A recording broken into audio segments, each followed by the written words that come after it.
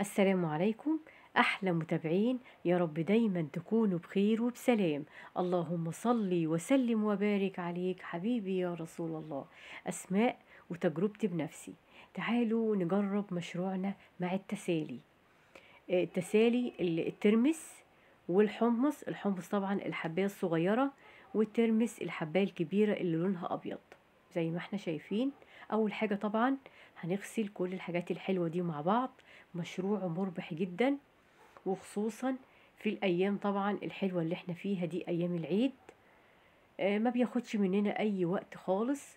أول حاجة زي ما احنا شايفين كده، غسلت الترمس أو الحباية الكبيرة البيضة دي، والحمص الحباية الصغيرة، ونزلت بيهم في المية اللي بتغلي بدون أي إضافات خالص.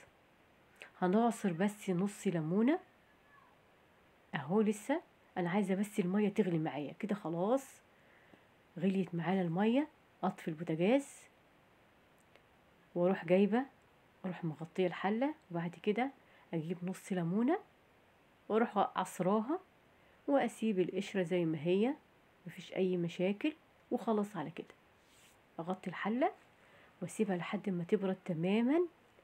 وشايفين ما شاء الله الترمس معايا استوى بقى تمام التمام، وكمان الحمص الاتنين مع بعض ما شاء الله استووا وبقوا تمام التمام. بعد كده هصفيهم المية اللي كانت فيهم، وهغسلهم مرتين تلاتة. وبعد كده اجيب بقى المحلول بتاعنا الحلو. شايفين الترمس معايا استوى والحمص بقوا تمام التمام. اجيب بقى معايا التسالي الحلوة دي، ترمس والحمص، واروح حطاهم في حلة عندي بتاعت التلاجة. حلة تكون بلاستيك او علبة ايا كان، ومعايا مية وحطيت فيها ملح. طبعا الملح ده على حسب على حسب الرغبة. مشروع جميل ما شاء الله. واجيب شوية مية تاني واحط فيه شوية كمون، على شوية بابريكا، على شوية شطة. كل ده طبعا على حسب الرغبة. ومعانا شوية من الخل، معلقتين مثلا، ومعايا ليمون. كل دي تتبيلة بالنسبة للترمس والحمص. ونحط كمان شوية ملح.